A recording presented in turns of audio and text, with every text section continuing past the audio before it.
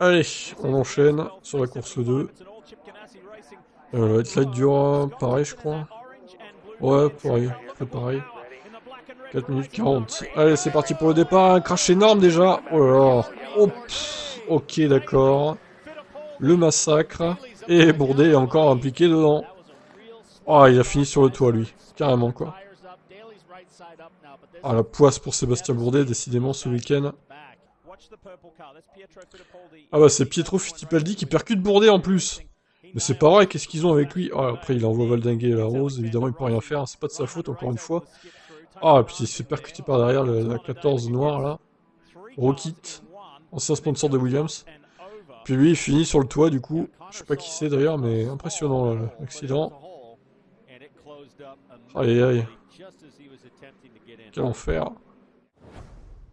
Allez, suite à ce gros big one, on repart, du coup.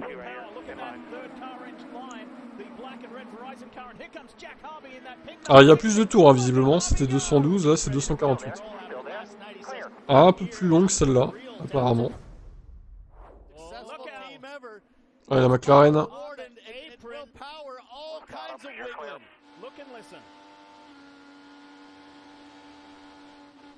Sponsor Verizon 5G. Le 5G, en gros, c'est pas très beau, mais bon. Ça reste un sponsor comme un autre, quoi, après. Choisis pas ses sponsors. Hein. Oh, trop le moteur, visiblement, là.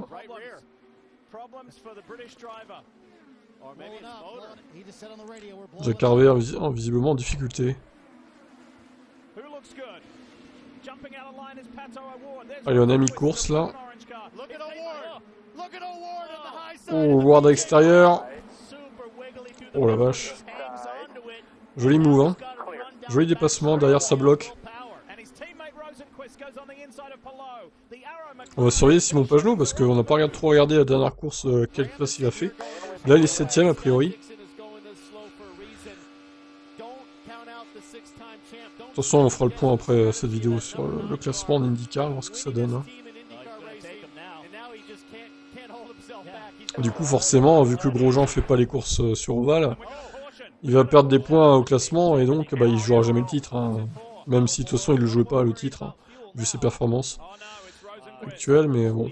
Oh là là, alors lui il a perdu une roue encore, mais comment ils peuvent arriver à perdre des roues? Rosenquist sur la McLaren. Oh la vache! Alors ça c'est super dangereux par contre. Pas très sérieux, hein. Takuma Sato, leader de cette course, mais il a une stratégie décalée a priori.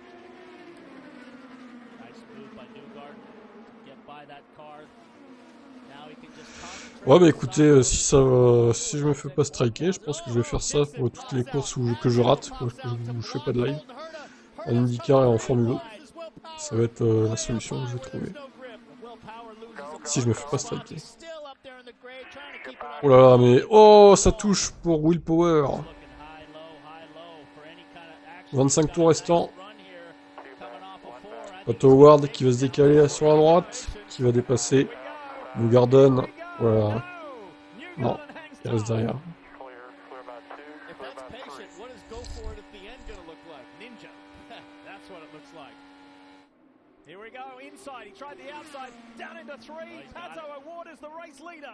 Et ça dépasse pour Pato Howard qui va a priori remporter cette course sur la McLaren.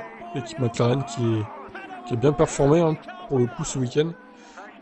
Joseph Newgarden, deuxième. Graham Rahal, troisième. Scott Dixon, quatrième, qui avait remporté la première course. Colton Herta, le futur prodige américain, cinquième. Voilà pour cette petite course d'IndyCar remportée par Patricio Howard. On va faire un petit tour sur le classement des pilotes en IndyCar actuellement. Alors, le classement, le voici. Scott Dixon premier toujours avec 153 points d'avance. Enfin, 153 points marqués, pardon. Bon, il a pas mal de points d'avance. Il a quand même 22 points d'avance. Bon, après, attention, le barème n'est pas le même qu'en Formule 1. Donc, Pato Howard deuxième avec Spalou troisième. Joseph Newgarden. Rahal cinquième. Simon Pagenaud a marqué 28 points à la course 2 et 20 points à la course 1. Donc, 102 points. Sixième, le français. Déjà à 51 points d'écart avec Scott Dixon, c'est beaucoup, ça fait plus d'une victoire. C'est comme s'il avait 25 points de retard en Formule 1.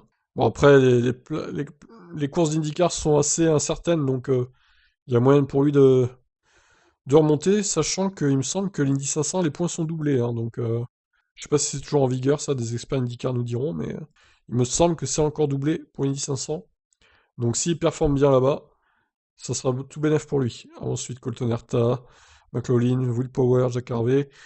Bourdet, du coup, 14e seulement, 6 points marqués à la première course, 11 points à la deuxième. Il n'a pas de bol, hein, Sébastien Bourdet. Et Romain Grosjean, donc, 37 points, 22e seulement au classement. Vu qu'il a raté les deux courses, ça fait très mal, évidemment, au classement. C'est dur pour Romain Grosjean, mais bon. C'est comme ça, on peut comprendre, du coup, qu'il ne fasse pas les ovales, même si, bon, après, il aurait pu tenter quand même, ça se tente. Jimmy Johnson non plus, d'ailleurs, ne fait pas les ovales. 26e, et Max Chilton non plus, 27e. Voilà, retour donc de l'IndyCar le week-end prochain, le samedi 15 mai. Ça sera sur le circuit routier d'Indianapolis. Allez, je vous laisse. Ciao.